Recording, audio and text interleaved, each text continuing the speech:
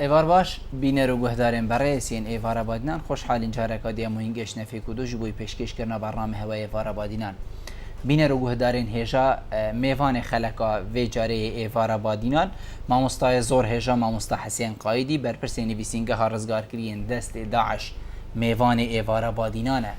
آنها یا خودی بابت مدی یه پندی وگری دای بیتن ام دی بحثی وا کساکین اوین گروپ تیروریستی داعش ام بیجین رواندین دست سر کرین ام دی بحثی وا کین چونکو روش بو روژه امید بینین اف کسا پتریت هینا رزگار کرن یعنی سپاس بو خوده بو همی کسا اوین کو دست وانا هکر هندی وکی ام بیجین سری درزی که کشیده دا بید بو رزگار کرنوا مروف سپاس داره و بیجی حتا دنیا هیا مروف هر یکی کیما کو مروف سپاس یواب کتن ام دی بحثی هندی که این کاچا و اف مروفت هینا رزگار کرن الكيرين اف مروفا وقتين روشا ويا چاويا ادويتن ام چاوا سر دريد قال وابكن چنكو اف مروفا او بون كود بيتن نخوشيا كا گلكا مازن بر بيتن حتى روجا افرو ابسر دهاتي دي بحثي وانجها كاين اويتين كنترول كرنو خونا مهميا بي اوا كو بوزد بلكو افكچو جنو زارو كو دان عمرو حتى ديماي مروفيت ملوارا بن بوچي كيم مروف الوانجها ديارت بن چلوان مروفاتت برف كيفت چن هندك جهمان دست گروپ تيرورستي داعش دا العراقي اري ما هيفيا كبواجهها هيا كو افين ماي الويري بن اري ما هيفيا كبواجهها هيا كو افين ماي السوريا بن چنكو قالكش جهن سوريا جي افروكات بن دست في گروپي دا مايا هجمارك بسيارن دين وكيفا ات آمادن ديد قال ما مستاي برس هنا گفتگو کرن هكر هينين هجا جيب كرم اخو بینرین ایوار آبادینان بر ما مستایجت تو گلب خیراتی سر چاوا افرو بو ایوار آبادینان گلک سپاس بو تلفزیون آبادینان تایبەتی برنامه ایوار آبادینان سپاس بو جارکدی و هوار همو بینریت هجاب خیلی خوشی بت زور سپاس امستا جماره و مروفا روش بو روژه تیتا زیده کردن یعنی بخوش حالی و دلخوشی و حقیقت جماره و مروفا روش بو روژه دیار بیتن که هنده هاتنا رزگار کرن 2 3 10 5 حتی دیمایه مفیتن دیماهیک آمار الدف جنابه تبزانم چند ماینه دستی وی گروپی ده بله گلک سپاس جارکدی بری کو امزانی که چند هاتینه و چند ماینه پتوی امزانی چند هادونا گرتن زور هل دست پیکی کو وقت کاراسات دست پیکری المها 8 سال 2014 ما رابط تنسيق القرية وبريا قشتيا كاروبار الإزياء ما عندك تيم تشكيل جديد دا قبزانين أمارك بيتا شكل أمزانين چند هاتينا قرتنا أو خلقي كده أنا وشينا بوما دركفت أنجامي وأماري دا 6417 كس بتكفتنا دست تيرورست هذا لو ما شكو ما وكو نبيسينجا سرپرشتيار راستوخو يا جناب سروكي حكومة هرما كردستاني كو ايكش كارت سركي نبيسينجا هم رزقار كنا وان كسو كارت مايا بگومان هر کاری که بیت کردن هر پلان و اولگرنا من او کار بلکی سرکفتی نبود ماشک هر وقت هر جیه کی دی کو بیت پلانی بخودان مش پلانک دانا سپاس بو خوده کو هاتانه 3006 کسای درباز بوین او کسات هادی رزگار کردن شوان شک 1094 کچو جنن دیسان 335 زلامن او دیجیت ماین بتش 1000 شخصك وزاروك بهردو الرقازابنا ان شاء الله تروجت بدا ساعات بدا وقت بدا ابجماله دي زيد ترلئت چنگو هر ديسا ايروش مدياس مزگينه كي بگهين ما خلق ما سي كچي دي بري چندم جميركا هادنا رزگار كرنش باجر مسل ايك شوان كجاب 84 صالي بو هولو بزاف هادنا دانا گو دابزاني كا افكيا نناوي خود زاني نا كرديجي زاني و نجي خوش تزاني بله پشتی هاتیا موینه هاتیا بالاف کردن و عندك كسوكاري ديار ونو از بخو از چون ماش نقطه كم معينش بشرخ دور بلد موصل ما إناو پشتی ما إناي رادستي كسوكاري دوكري اوه هيك شتك نزاني وهيك كس نزاني بله عندك وينه ماني شكلن عندك او يا البريك وبلقي برا هات زفراندنو بري ام بينين هرد جري پشتی هندک شوان مروفا دیتین ند ناسین بله چتک برا چدوک و ام مروفت بنا هر اکسل گریا خو بطال قلت ما تسلیم کسو کارت وان کردن سه کسی دی ابرو رزگارمون ان شاء الله تساعدت بيدا وقت بيدا ده هندک کسی دی انا رزگار کردن و ناف خزانت خدا دی شاد بنا ان شاء الله کەیفامە بخۆ گەلێک تێ دەما جەنابێتە ڕاگەهاندنێ دەرکەویت بێژیتن دەمژمێرێن بێتدا ینی تشتێکە دڵخۆشکەرە مرۆڤ نامینتە هیڤیا دەمێت داهاتیدا مادەم دەمژمێرەدا حقیقەت تشتێکی دڵخۆشە و دەستخۆشیێ بکەین ئەس دێت سەر کچا 4 ساڵی ئەم بێژین پیچەک ئاخفت نەکەین ینی کچێکا 4 ساڵی ئەکیت هەندێک مرۆڤایە دەستە سەرکردی مانەوسا یعنی بیتن ئەفە نەگۆڕۆپەکی تیرۆریستیشی بیت ئەوێک و ئەفە گرتی ینی بیتن بخول عردەکی اینا بیت یا ناو گۆڕۆپی تیرۆریستیدا ماڵا خوب خۆدان کرد بیت چنگو کچا 4 ساڵی وەختە هاتیە گرتن بیت ژیێوێ ساڵێک بیتن ینی ئەوە وسە هاتیە گرتن کیش ماڵێ بوو ئەو داعش بوون نەداعش بوون چاوە هەوەسانیات ناوە ماڵێکێدا ینی ما هەگەر تو چەکی مجای بدە من ئەم دێ پاشی ئینە سەر خاڵێدا ئەم هەندەکە دیە باجەڕی مووسل بێژین چەنگو ئەف کچێت هاتنی ڕزگارکردش باجەڕی مووسلێت هاتنی ڕزگار زۆر باش وەختەی ئۆپراسیۆنە ڕزگارکردنا باجەڕی مووسل دەست پێکردی بەری دەست پێ بکات ما پێزانین هەبوو ژمارەکە گەلک زۆر چیش کچ و ژنە چیش زارۆکە هیچ باجەڕی مووسل دابوون ما تەوەقعت کرد ژمارەکە گەلەکە زۆر دێتە ڕزگارکردن ئەو ژمارە مەدیان نەهاتە ڕزگارکردن و خەلێکژی بخەونێت خۆش بەل سەروێ ژمارە هەوە باڵافکردی نەوست دلێوی خۆش بوو سپێدێ دیکەچ و ژنێت مە هەمی هێنا بژین ئازاد کرم چ بگوتنێن جەنابێەوە ئەس دێوەکی گوتی ڕاستە ڕاست ئاخبم دلێ منژی خۆشات هەندێک عردادا دلێ مرۆڤیژی گرانە بێگومان یعنی خەڵکی مەشک ئیچاوەڕێی مزانەکە خۆشک و هەر کەسێک بێتە ڕزگارکردن یان ژمارەکە کەسا بێتە ڕزگارکردن ئەکیت خەڵکی ئێمە ئیچاوەڕێی هەندێ و گەلک جاراشک شندێک شوان هەواڵ و برادرە و تایبەتی کەس و کارێت گردیە گوتی هەر وەختێ ئەم فێسبووکی خۆبەتگەن ئەم ئەول ترێنینە ماڵپەڕێتە چەند وەم زانین ئەخبارێت خۆشت تێدا هەر حال ئەف کەسێت کود ناف ماڵادا ئەم قارین بێژین بەهرا هەرە بترژێ ئەو ماڵەنە ئەو ماڵی تیرۆریستی داعشە هەگەر وەختیدا ئەو زارۆکنە گەل دایکێتوان ئان خوشکێتوان ئان بابێتوان بربن هاتنە لێک جوداکردن لێک جوداکردن بێ ینی ماژ قەسەتێت هەمووایەت نویسین کوت قەسەتێت واندا بێژن وەختی ئەو خێزانە هاتینە دەستە سەرکردن هەر دەڤێت شنگاری وەختی لێ دەربرین بۆ بەر و مووسڵ برن هەندێک تلعفەر هەندێک جدی هەندێک مووسڵ ئەو خێزانە ژێخاندا بکردن زارۆک جداکردن جداکردن ژن جداکردن و هەر هەندێک دەرکەوە ئەم تەوەقعتین کو ئەف زارۆکێت وسا بێ خوددان بینن ئەون کو ئەوێتش خێزانێتوان هاتینە جداکردن کوت بن بخۆت بن بەلکی وان فکرەکەدی هەبێت ئەو فکرێت تیرۆریستی داعش فکرێک هەبێت کو هەگەر زارۆکێک یان کچێک یان ژنێکی بخۆت بەت ئاینێ بگۆڕت کە تا ئاینێ بسڵمان بەلکی بۆڕا ئەو یان حتا وەختێکی درێژ ئەو مینیت یان ئەف تیرۆرە بینیت بخۆ ڕاهێنانێ بکەوەکی خولێ گومان یانی وەختەوان زارۆکات بن ئەو ئەکید حساباتێت هەندێک حساباتێتی بکەن حساباتێتوانش الحەمدلله دەرکەفتن غەڵەت ئەف زارۆکە ماڵێکێدا بوو و پێزانین هاتنەکردن و زارۆکێکت ماڵێکێدا هەندێک هەواڵ و برادێت مام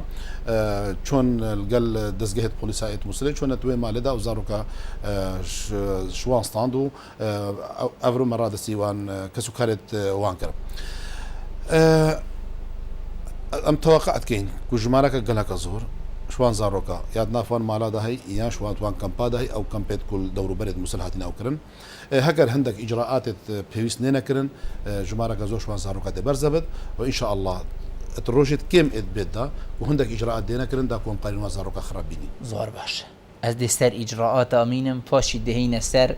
کۆنتڕۆلکردنامی سەل و ئەف مزگینی و درستاوی نەگەهشتیە بەنەجه ئەو خەونەما بخودیت ینی فکرە و پێشنیارە بەرامبەر مرۆڤ چ تشتی مرۆڤ بدەتەیەکی ئەس باوەڕکەم هەر کێمە ینی وەختی مرۆڤ بین کوڕێ مرۆڤی کچا مرۆڤی هاتەوە ماڵێ خۆ خەڕێکێژی بدەی دەبیژی من ڕەحەک ئینە ئەت وەختیژی داوگەلێک جهاژی مەدیت یعنی دێ بانگەوازیەک هەبیت هەکەر ئێکێمە فلان مرۆڤی بینیتەوە ئەم دێوی پاداشتی دەینێ ئەوێت بنکەم پێدا هەکەر ئەس بێژمێ هەر کەسێکی بوو من وی کوڕی وی کچی وی وێنەی بوومە بینیتن ساخ و سەلامەت ئەزێ پاداشتە فلان تشتی دەمێ هەکەر دەف بیت کەم پێ بچی ئەو ناینیت دەتەفتە ئەب وی پاداشتی بەڵێ چونکو ئەم هەرێ پارێ خودەین ئەو بەلکی ئێکش ئەو ئیجراعاتت ئەم بکەین بەلکی ئەو ئێکش خاڵک شوان خاڵابێت مال چەند ڕۆژێت بۆریدا ما بانگەوازێک بەڵاف کرد هەندێک مالپەڕێت میدیاییدا ما بەڵاف کرد و ئەم دێ هەندێک تیما تەشکیلکەین هەر کەسێکی بێت مشارکێت گەلمە بکات و ئەم دێ ناوێتوان نویسین ئەو تیم نەشک دێشۆ لێوان ئەو بت ناف باجێڕێ مووسلێدا و جێدی چیت ناوباجری دەیان کەمپادا یان هەرجێکی دی بێت و پێتوی بێت و ئەمزانین پێزانین ما هەبن و خەڵکی مای لێ دەرێ ئەف تیمە دێشن نافوان باژێڕادا یان نافوان کەمپادا دەگەڕێن بتنێ دەلهوی گەڕێن و کەس و کارێت مێت ئێزدین نافان ئەوادا ما 5 تیم تشکیلکردن هەر تیمەکشش 5 هەتا 6 کەسا پێک دێت و هەمووش دێت گرێدای بم نووسنگە هەمەوە ئەوە کارێوان دەبتنێ ئەوە بێت و لێ بگەڕێن ئەو جێت و شک تێدا هەیک و کەس و کارێت مێ لێ دەرێ دەچن لێ دەتوان تیمادا دڵوان جیاگەڕێن و هەر کەسێکی شک شتێدا هەبێت و ئەو کەسەش لێکۆلین دەرگەلێتەکەن هەتا بزانن کە ئەو کەسە ئەوە ئێک و تیرۆرستا ڕەواندی ئان ئێکی دیام ما تیمێت تشکیلکردین ما نافشوێت نووسین ئینشاءالله دو ڕۆژێت بێدا هەتا سێ ڕۆژێدی ئەو تیمە دەکەفنەت کاریدا هەتا ئەف تیم نەبێنە تشکیلین کارێمەش نەهاتی ڕاوەستاندنا کارێمە ئەمووی کاری هەردکەین باجێڕێ مووسلێ ئەو کارێن هو ئەم تیماتکەین ما هەندێک کەسی دی لێ دەرێهین بووی کاری ڕاد بن چی هەندێک ئەو کەس بن ئەوێت و تەنسیق الگەلمە یان هەندێک کەس بن کوش خۆبەخش لێ دەروی کاری بکەن یان هەندێک کەسی دی من و هەندێک دەستگەهێت حکوومەتی بە ئیدگرێدای بن کوی کاری بکەن بهر حال ڕۆژانە بەلکی بینەرێت هێژا و جەنابێتە شکل بینێت ڕۆژانە ژمارەکەوان زارۆکەوان کچەوێتێنە ڕزگارکردن و دوان ڕۆژێت ئاخر ڕۆژێت داویدا ژماران بەروزێدەترێت ئینشاءالله ڕۆژێت بێژدا و پشتی ئەو تیم نەفکەفنەت کاریدا و هەواڵێت مەش ئیدیش ئەوکەن و ئەفنا دژمارەوان گەلک زۆرترن ئەم دە هەوڵ دێن هەتا ئێک کەسمایە الوان دەرا هەر کەسێکی ئەم شکێش جێ بین و ئەف کەسە ئەو کەس شوان کەسە ئێ هەدیە گرتن ئەم بەلا خۆشێوە ناگەن هەتا و تاکیدکەین و ئەف کەسە ئێمەیە ئان نێمەیە هەتا دەبگەهتەوێ دەرەجێک و فەحسا دیN ئەنج دێ بۆڕا چەکەین و ئەمزانین و ئەفزارۆکە ئێمەیە ئان نێمە دیسا و هەندێک ئجراعاتی دی شکل المووسل خۆشک ئێناکردن وەکو حکوومەتە ناوەندا مووسل بانگوازێک و هاتیە بەلافکردن و خلال چەند 48 دەم ژمێرادا ئەس بێژم و هەر کەسێکی ئێزدیل مالێتوان بن هەکە ڕادەسیمانەکەن هەکە ڕادەسیمەکەن دێ هەندێک بەلکی عقوبان یەسەفک بێت بەس هەکە ڕادەسیمانەکەن ئیجراعاتێت تونت بەرامبەریوان دێنا بکارینان دیسان پێویستە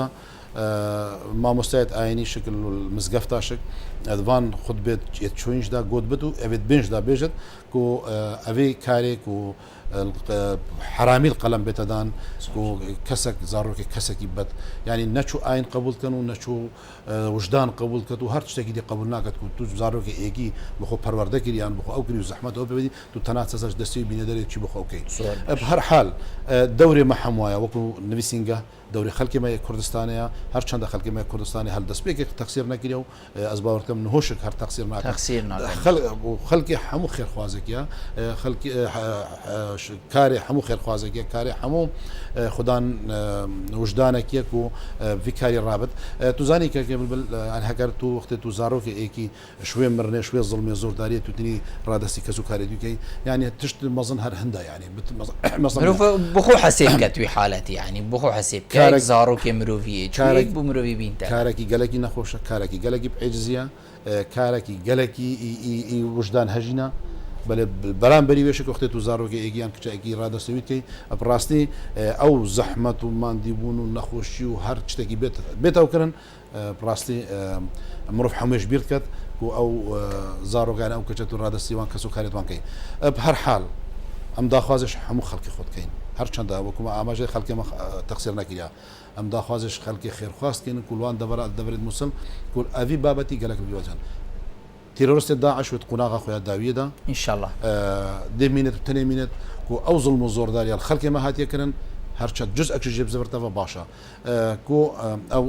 زڤری ناوی جزئیش هەموو تش دێتە زڤڕاندن بەلکی ئەو بلۆکت هاتیە خراپکردن بێنە چێکردن و بەلکی ئەو شارعیت هاتیە خراپکردن بێنە چێکردن بەڵێ ڕوحە ئینسانی نایەتە بەگرانەوە پێتویە و ئەم هەموو بدەرەجە ئێکل سەر ڕوحاوان ئینسانە بسەکەین ڕزگارکردن وان کەس و کارێت مە بسەکەین و پاشی ئەم چیناوات شتی دی دبێژی وەکی کارەساتە حەلەبجە ینی ساڵ بچن ئەمر بچیت یعنی ئە ئەمرێک چوو شنیە ڕۆژ بۆ ڕۆژێ یانم بژین دەم بوو دەمی دەبینی ئێکێ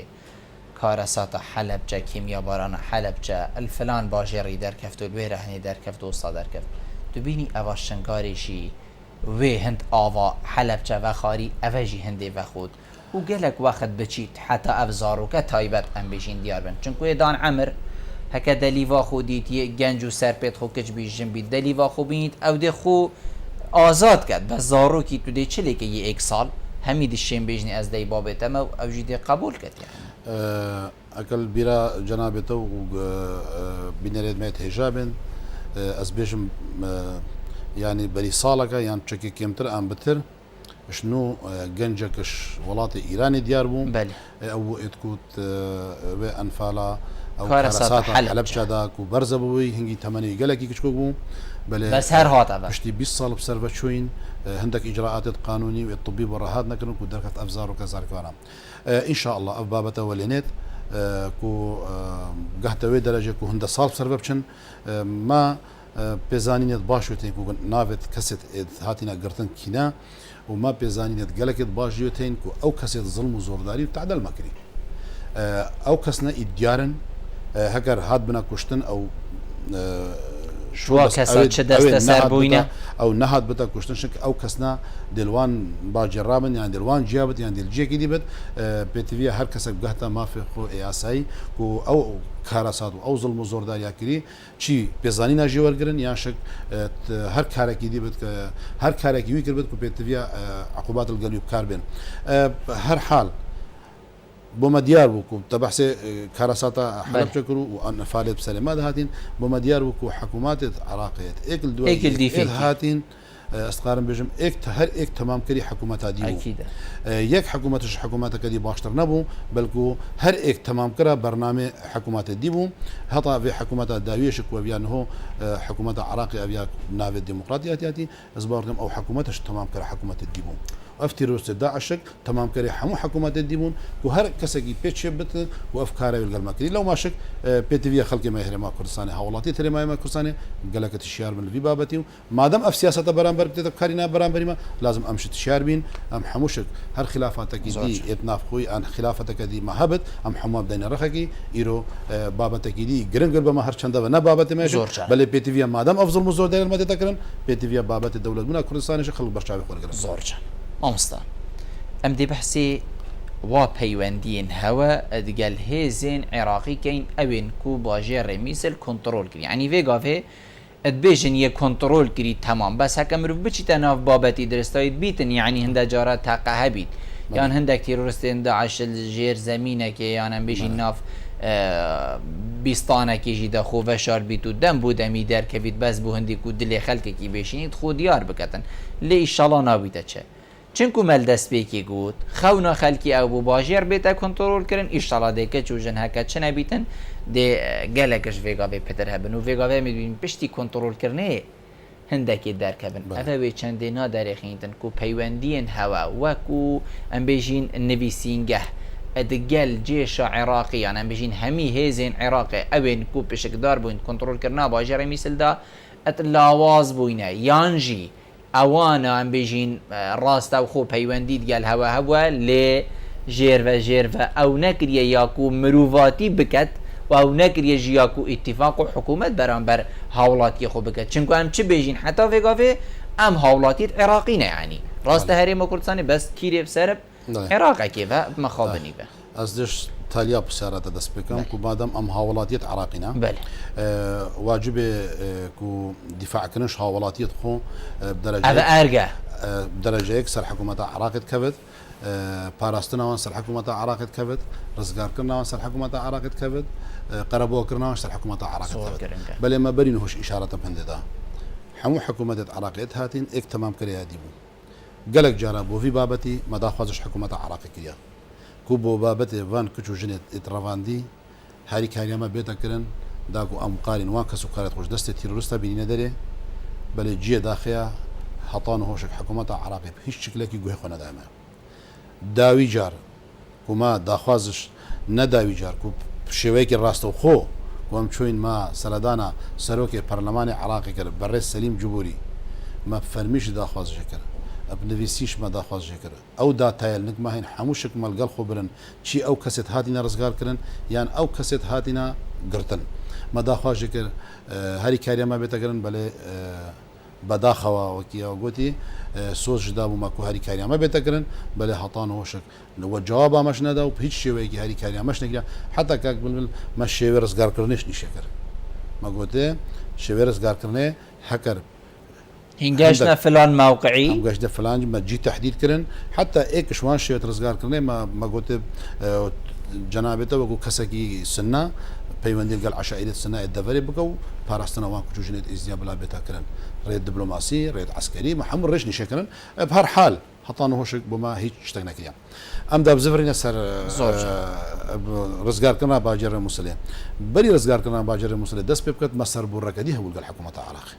ما بيزانين هبون بترس صد كسا باجر فلوجا بون كنترول كنا باجر فلوجا دس بكر باجر فلوجا بدماهي هات يكس شو درنا رزگار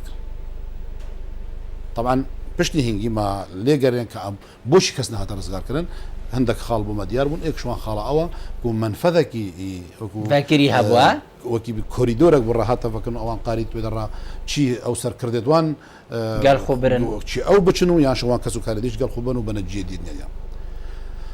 وقت دنگو باسيت كو رزقار كنا باجر مسلدس بكري از بخود كومبونا كتايبات داي حاضر مو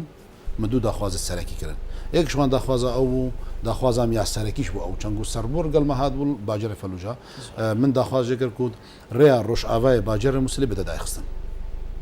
چنگو او ریا سرکیه کو باجر مسلو تلعفر و بعاج سوريا بيك فقردت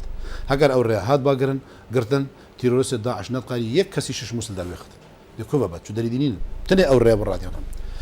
وداخوازا ما يدوي او بكو او جيت قمان تدهين هندك كسو كارد ما بلكي كوم هندك جيادا من بهيج شيء ويكي تقول له بارقل بس هاي سلامة يوان ابا 2 صال ونيف بترينا 3 صال اتساخ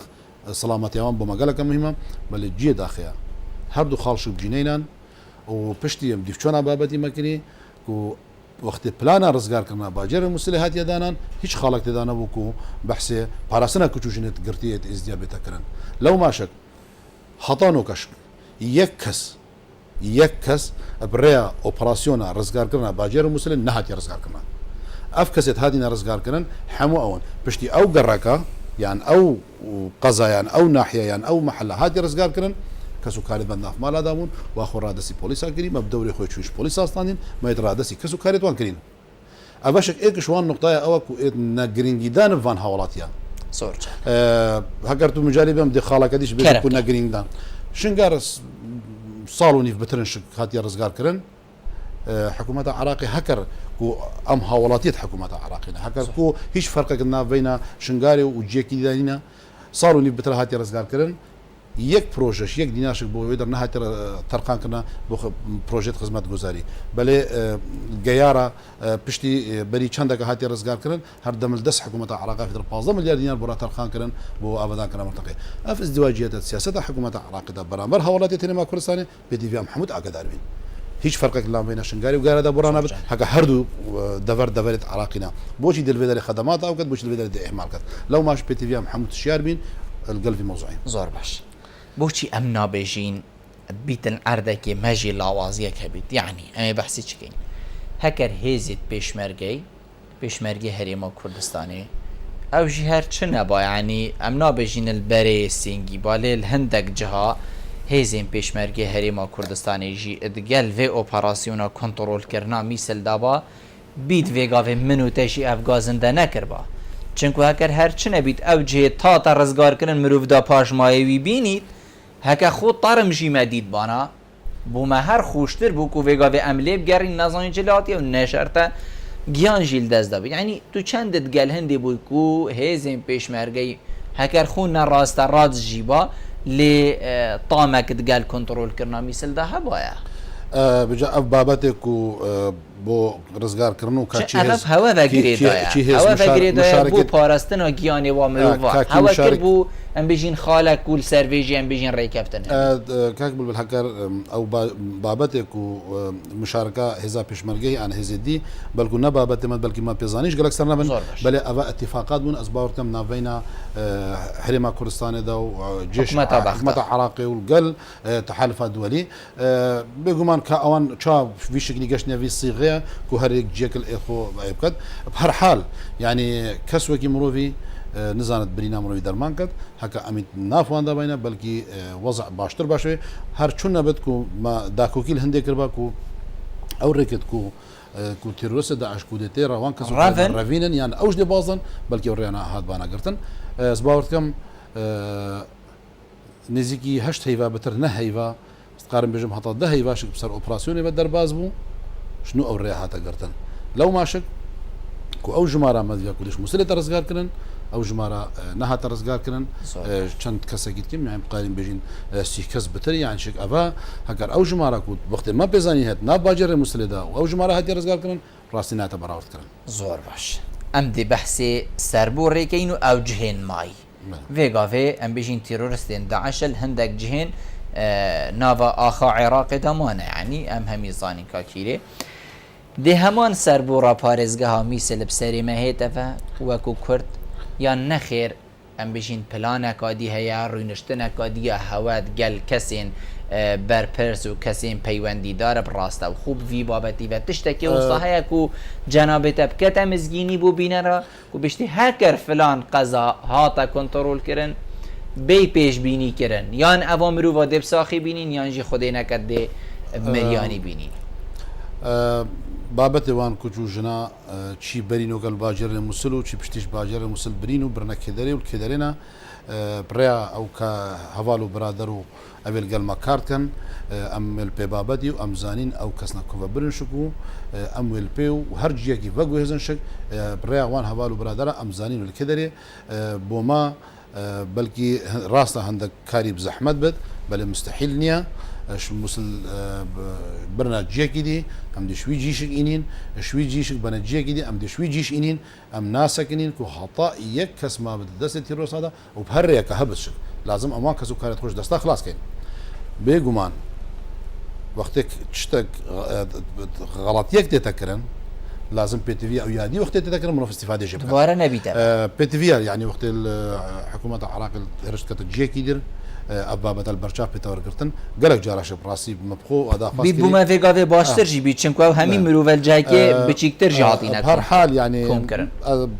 ji bilî حکوومەتە هەرێما کوردستانê ez bawer dikim yek kesî dîşik çî Iraqê bit yan şekil dewletê dîş bit çî dewletê Erebî bin çî Sûriye bit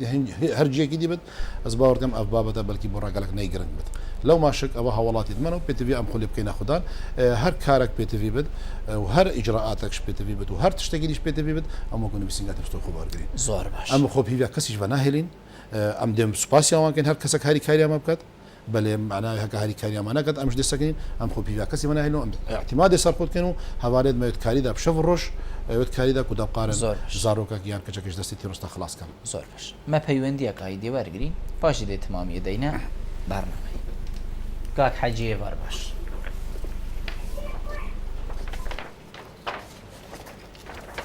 کاک حەجی ئێوار باش مرحبا برا سەرچاوێت من باشی سەرچاوێت من فەرموو برا سلاتنا میوانێتت کەم زۆر زۆر سوپاس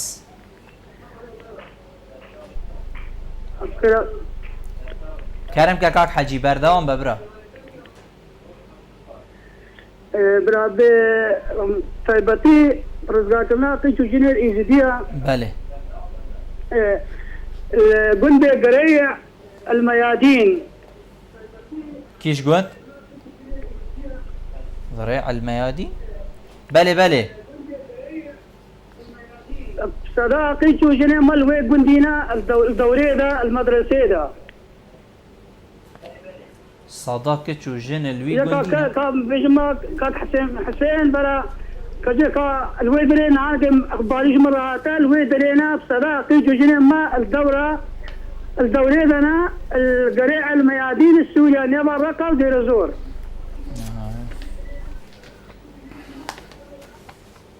سيدة الرقمي ويدفيت أم بوتا بيداكين بجا أصدق أول جواب يبدأ مباشر زور باش رقمي كاك حجي جي برجرن هفالة بارس سوباس بوتا كاك حجي سوباس واتكم زور سوباس زور سوباس بلي ما مستر از جواب كاك حجي بدم سپاس بۆ کاک حەجیک و ئێکشوان کەسایك و متابعاوی بەرنامەیت کرد تایبەتیشی بابەتێمان کچژنا خۆزی بە کاک حەجیل سەر کەناڵێکی تلڤیزیۆنی بشێوەیەکی ڕاستەخۆ ئەف پێزانینە نەگوت بە چەند دژمنێت ما اتكوفان كاراسات بسريمت كان متابعة حمود دسجهت ميت إعلامات كانوا هر نقطة كشت تدا بيتا جوتن أو استفادة بخوجت كان كاك حجي نابي باجير جو نابي جندي جو نابي مدرسة جو دورة جو نابينا فلانجي ده بيجومان كوت تيرورست استفادة بخوج في أوي كانوا بلكي فجوسنا جيكي دي بهر حال مذبت كو أس كاك حجي وحمو خلق ما كردستاني وكسو كات قرتيا اسوان كو دلنياب كم كو ما بيزاني تقلقت بترجفان بيزاني نايوتين كو كاك حجي داينما كاري ما يتيتكننو هرتشتكي بيتا بيتفي بيتا كنن امديكين في بابتي دا بيتفيا عندك نهيني بين ابكار انان تايبتيشك الدزجهد ميديا دا جه او يعني راستي شكوت بيت بشتينجي كارسات بساري بيت يعني امان هو ابا ايكش كوت تشتد نبدلي من ابابو كوت سر راستو خو سر برنامجي هاتا قوتن تلفزيون الحمد الدنيا شواتيتا بلاف كرن هيفي دار مش كاك حجي اس دي بيونديش كاك حجي كم هما خلاص بتر بيزانينا جستينم كو كاك حجي بلاي دلنيابت كو هر كاركي بي تي في بتبوفان دي ايتا كرن كو ام قارين وان كسو كات خوش دز او كسو كارت حطان هم نقري رزقاكين كاك ببل يعني بيغمان بلكو يعني دستمه نقشت بتيكوش يعني ما هندبن بل ان شاء الله ام دي كاركين حتى يكش ما بالدست تيرورست هذا ابتني هر بيزانينك وكي في بيزانينك حجيان هر بيزانينك دي هبت تايبت بيتك ودم بريكا بيونديك بناماكي النفسينجه يعني شك بريا ناماكي ام بريا بيونديك تليفوني بما بيتا غودن او اجراءات بي تي في حموش دي انا استاندنو ان شاء الله او كتوجنت كون هو كاك حجي وقالك دي شكل جهه ان شاء الله وقت بيدا ام دي حوالدين كو جواش دستي خلاص كين جنابته بحثي ام بيجين امكانيات كر مدفيتن واسحست كمجي وكي خيالا من وصبت يعني امكانيات مادي واتكنت كو نبونا ام بيجين باري البردست واتكت كو هين الكار راوستن يانجي برانبر هر چند پاره جي بيتن امي كچو جن و زارو كي ودان عمره كي هر مروه كي بيتن دين بس كو اف مروه بيت رزگار كر خطا ايرو بلكو خلقي مخر شهده يشك كو هر مزاختيك هر پارك الرزگار كرنا وان شوبت ما وكو نفسينجه ويستوي خبر قرتي ما نهلا يك كسشك يك دينارشك نخوب دات بلكي هندك جارة ما سيولال بردس هندك جارة تأخير بتا أجري هندك يعني نبونا درابي بتا أجري هندك أفرو فجيرو بمشك ما نهلا يا أو باتن خلقي ما برس حموشك شهده هكر هندك مبرع علاقات الشخصي ما او كربن هكر هندك ما داخواز شماش كربت او وي كاتشي تشتكي لبچت مزاختيك لبچت او حاضر كان بل داويا اويدا والموجود في سنغ حميد وستو خبر قرينو امدير سروان كسا قدابش كينو هر چاوا برين هوشك ما افكارا كربت بلقي هندك جارا كون اف ازما ابوري كويا الهرما كردستان هي بلقي هندك جارا تاثير ما بيتكرن بل او جارا دمدمينو ان شاء الله في وقت بيداون ام ناهلين ان شاء الله كسكي من منت جبر هندك تشتت وكو درافيان هرشتكي ديش زور باش امدي دلين خانه جي بركين دلين خانه بار باش دلين خان فرمو بار بار خیراتنامه وانتا چین زور سپاس دلین خان کرم که بسیار زیر او از بیجم راسی مشارکه گران که برای برنامه که چو جنا همیه دهسته بیا بسیار زیر او اره زیر ازدیخانه باید دو بش ایک بیجی که چو جنین ما شبونها كاترينيان شي حكمة هارين أفارانينا الشيان دار رزقار كتو رزقار ناكرينا يعني بين حكمة هارين الشيا بانك تجينا رزقار بس شبو ما نجي هندان تبيشن حكمة هارين كريا الشيا ببارزي أري ما قصاد خاطيا بهارا بويا حكمة هارين خوش دار لا دار كتجين هلاينا دستن داعش داكو هم شيان رزقار بمفارا حكمة مليخونا دار تدريبا زور سپاس بوده دلین خان بلبل اكتو ازيبو جنابي تارون كان بيشتن يعني حكت سري مروفي لي شيلي بوا هندك دي بيجيتن هندك دي بيجن هندك چو جنو مروفين ما الفلان جيبون لي چن كوريفه بريه پاره نبوينه راسته خوب بسياري جنابي تكت پاره نبوينه لەو مانە هاتیە ڕزگارکردن چونکو ئەوێ بوومەتینە ئەوێک و ئەفکارەت کرد پارەت ڤیا حتا بیتم vێگavê gelekên dijî sabin pare nedayîne lewma ew mirove nehatîne û ew mirove vêgavê berze bûyne mewqifekê hosa çêbûye ku ber egerê nebûna para hîn mirovekê ji va mirovê berze bûyî qurtal nekin من berî hoşik amaje pêda me nehêlaya yek kes ji debûna çîpareyî yan şik hindek tiştê dî û ew kese nête rizgar kirin belkî astan çê bibin بس دماهية دا ما زالوا يسرقيني وما قاري أمي كاري بكين وبصدا شهدش مايتين راسته عندك جارة جنبونا سيولة تأثير المتكت بل ما نهلا كان راوستد بهر شكل جهبت وبهر حالة جهبت هكذا عندك أواداشك كوما كفالته عندك مروفا كربت ما قلت أم وكون نبي سينجه يعني أم وكون شخص أم كفالته بكاريتين وأفكار بلا بيتكرن وما بصدا شهدش شتين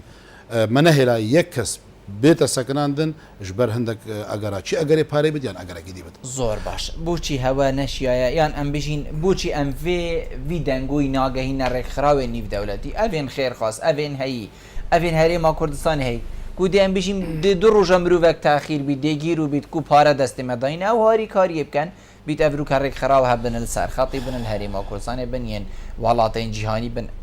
heza vî tiştî hevît bikin أبى بسيارك قالك يا بدلي مو بتكري مدفت خلقي ما كردستاني كسكاري قرتيا خلقي جيهانش حمو بزانت حطانو كشك نا حكومة عراقي نا دولة عربي نا دولة إسلامي نا دولة أوروبي نا أمريكا نا أو مجتمعات بنافي إنسانية تاخبن حطانو هو شك يك دينار شك نا دايما وهاري كاريا ما ناكليا بوبابة رزقار كرني قالك جاراش ما داخواس كريا بدهيت جارا بصدي جارا ما داخواس كريك وهاري كاريا ما بيتكرن بو رزقار كرنا فان كتوجنا استحمل مسؤوليتك كم هكري يك جي يعني يك حكومته يعني يك حزبي يعني يك كسيشك حتى في مجتمع تكون نافي انسانيه تاخذن هكري بيك دولار شك يك سنت شدابه تما كوبو بابته رزقار كما فان كتو جنت ما او باري بو ما هادش نبي سنغا سروكي حكومته هرما كردستان بو ماتت قالك جارا كاك بلبل يعني بلا خلقي ماشي بزانت هندك كاس يعني هندك لاين نافل جورا وجور نافل رزقار كنا كتو جنت ازديا كود بيجن ام برزقار كنا كتو جنت ازديا رامين لو ماش ام بي تي في هندك باراينا بيت حتى او بيجن باراجي بخازم بنوفي هوا يعني بيغمان يعني نافل رزقار كنا كتو جنا بشتي ام مديف شونا بابتي كري وام بهور السر بابتي ساكنين بوما دركفتي كوبتني اوان كسا بۆ مەرەمێت خۆ تایبەت بوون مەرەمێت خۆت کەساتی بوون بەلکی چەندین میلیۆن دلارش بخۆ کۆم کرد بۆ مەرێت ئێکشوان کەسا مەنەوێت ئەم ناوی بێژین ما داخواست کرد کو هاتا نویسینگە هێن نەکما فەرمیش ما داخواست کرد مەلێکۆنیش گەل کرد ئەویت ماڵپەڕێکیدا نویسی بوو کو 128 نازنزان چەند کەس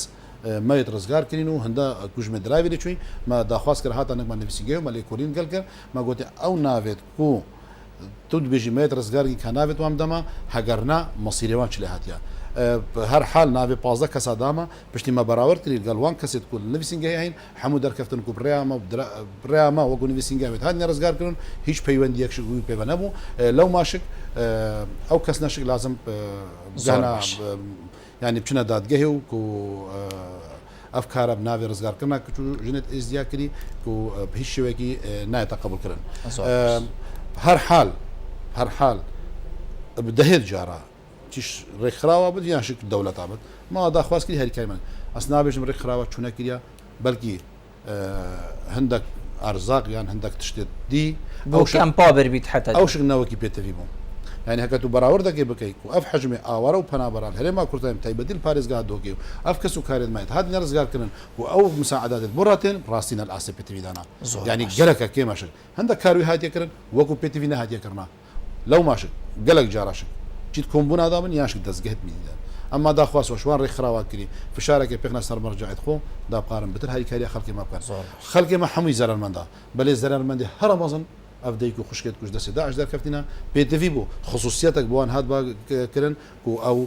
لاين شي قربو كرني با شي بيشكش كرنا هاري كاريا با بوان هاد با كرن راستي حطان هوشك يعني النابجم هندك لاين سپاس بۆ هەندێک لایەنە هاریکاریامەکردی بۆ هەندێک بابەتە وەکی ڕێکخراوە UNFPA ڕاستی ما داخواژێ کرد بوو ئەف کەس و کارێتمای ڕزگار بن هەندێک جلک و ئەرزاقی وام دەنێ سپاسی بە هاریکاریامەکردی هەندێک ڕێکخراوی دیوێ تێشک بەلکی وەکو ئاسوودە هەندێک هاریکاری کردبن هەگەل ڕێکخراوەکی هاریکاری کرد بێت داخوازا لێبوونی کەم ناویان بیرامنێت بەلێ پشێوەیەکی گشتی کارێکی گەلێکی زایفی هاتیەکردن زۆر باش ئەم دەینە سەر بابەتێکی و گرێدایی مەبخۆڤەیە ڕاستە و خۆ تایبەت دەستگاهن ڕاگەهاندنی ئەدگەل جەنابێتەوە ئەنی ئەف کەسێک و هاتیە دەستە سەرکردن نەخۆشیە خوبر نەخۆشیە خوبر تووشی سەدان کێشە و درستە بسەری هاتن پارەکێکێم گەلک پارەکێکێم ئەف مرۆڤە هات نەفروتن ئەف کچ و ژنە توش بوو کەسیشمەنەشیا ئەم بشین وێ کریارە ڕابگریتن حالێک و بسەری هاتی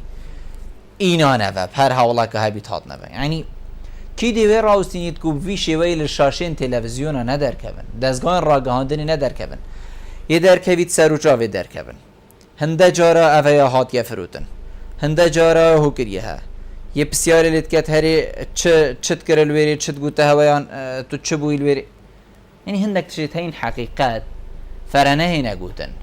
ئەم شنی کولا بسەری هاتی کودێ دەرمانکەین ئەم ڕادبین خێتکەین ئەز خۆسات بین یعنی ئەزی وسا گەل جەنابێت ئاخبم بیت گەلێک جارە گازندەیشی متکەن توەکی جادێت ئاخەوی ئەز دیوەکی جادێ ئاخبم ئەو کولا مازن بووی ئەمێ خێتکەینە سەر و خەیەکە چاوە یعنی بیتن مەگەلێکا نازانی بی چ بسەری هاتیە لێوە لێتکەتن و ئەو بخۆ بێژیت یا چ بسەری هاتی ئێ باشە لێرێ بسەری هات دێبووچی ئەف خەلکێدی مەخلۆقێدی هەمی زانی کی دەوێ ڕاوستنیت ڕاستی ئەوە گەلک نقطەکە باش بوو جەنابێتە گوتی و ئەش دێست سەردە مدوێت یعنی حقت کۆنتڕۆلەوە تشتا بێتەکرد حسب قوانين الدولي عرفوا عادات الدولي اف بابت نت وكي في بابتك وان كنتو جنت ميت اذا كرتني دسي تيروس هذا بهيج شويكي نافد سرو چاوت وان بين ديار كرن يان نافي وان بيتا غوتن مالاوي همي بيتا ديار كرن ابا حسب قوانين الدولي او مشكله مال قال دزقهت راق عندنا هي براسي ابا اك شوان مشكلتها مصنع ابدهيت جاره يا بصديت جاره او دزقهت راق عندنا جيتين سلادانا مال اوفيسيت كان ياشك جدرفا الرابطه ياشك ام ريفابريت وان دزقهات بينين ام داخواز جيت كين كو سرو چاوت وان نينا ديار كرن نافيوانش ديار كرن و اف بسيار جيتين كرن براستي يعني بلكي ناشبت او بسيارش جنكي بتكرن كو بيش قال ظلاميش جاج بتكرن يعني او بسياره نيت هندكرنا يعني قالك تمازن انكار صوتن افجارك دوباره بيتافا كاقول امل سيرفي بابتي ساكنين بشتي او هندك رابورت هادينا ديار كرن بري چند روجاكا واف بابتا في شكل بون امستر ساكنين ما تنسيق واكري كل مركزي كو جي قرار الحكومه هنا ما كردستان ان او دزقهت اعلامي كو بريارك محمود دزقها بشد كو هندك تشجي قد غبن وممنوعه وهركسكي بيتشواني بكتب راسي اجراءات القانون يبدا بين كرن اجبلي حمو او تشتتكو امن بيجين وكو قانون وعرف الدولي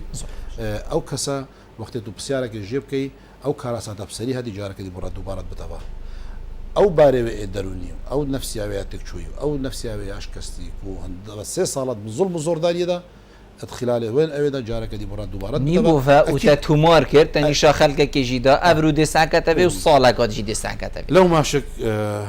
برا هر قناه برس داخوازش وان حمود دسجيت ميديا كم كو اف بابه البرشا بتورغتن نبت هندكو داكو او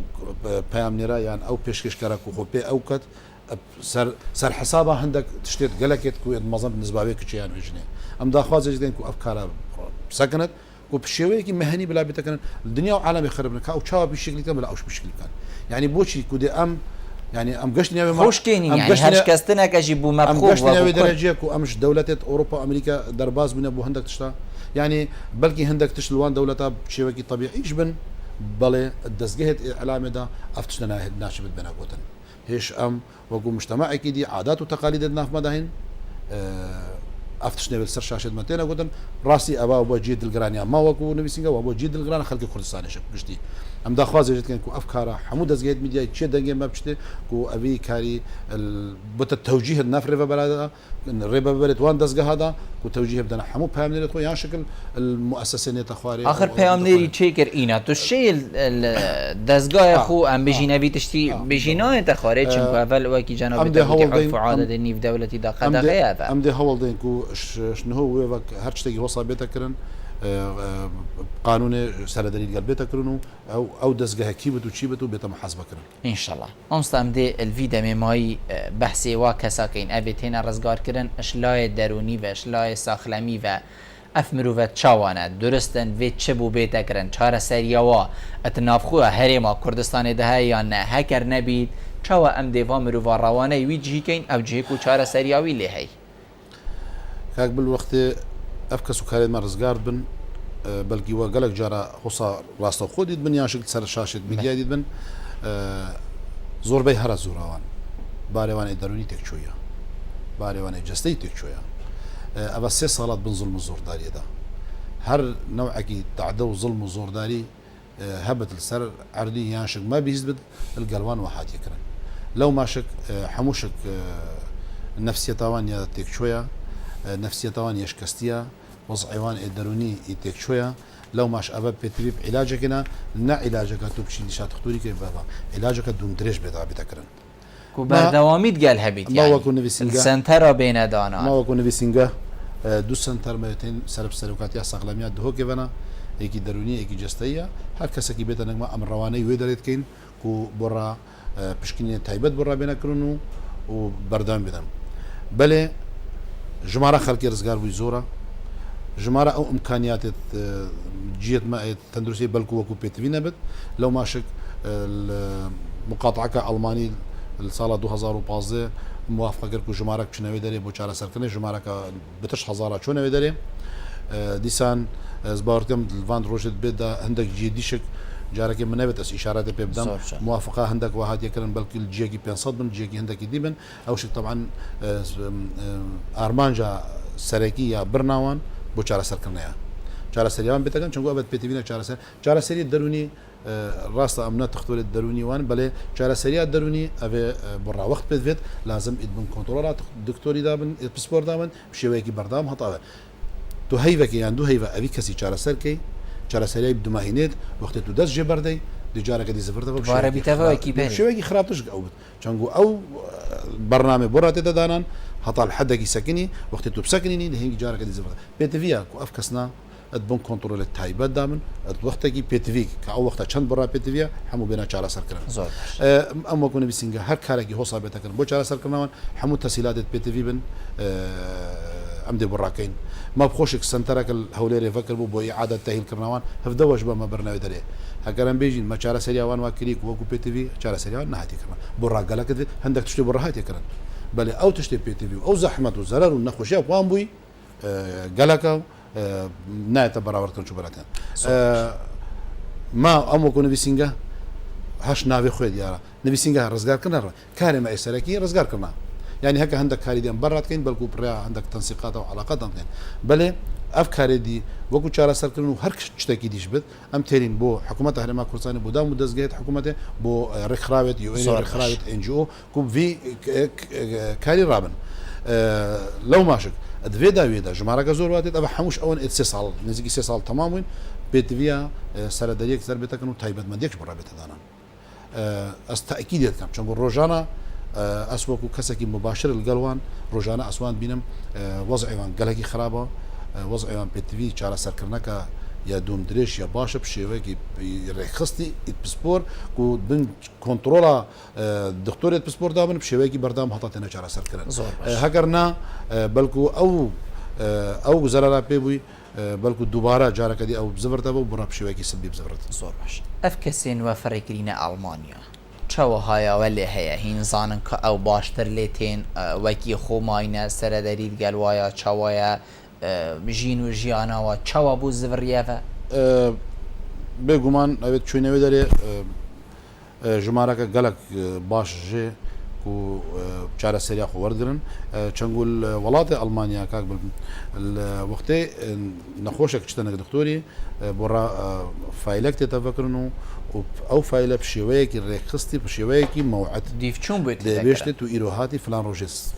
ڕۆژە فلانی هەیڤ فلانی دێ هەگەر نەهات ئەو دیفچن کوزان هەتەبدا هەر حال